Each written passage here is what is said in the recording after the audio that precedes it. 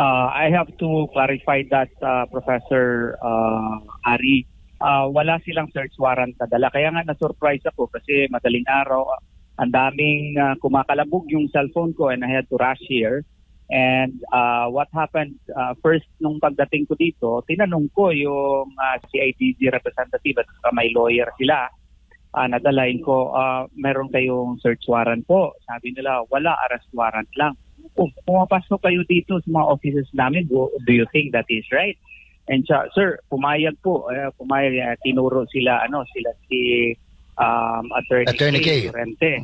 Oo. Pero ang sabi naman ni Attorney Kay Lorente, para lang to diffuse the tension at tumawag si Mayor Paste, na i-allow na lang sila.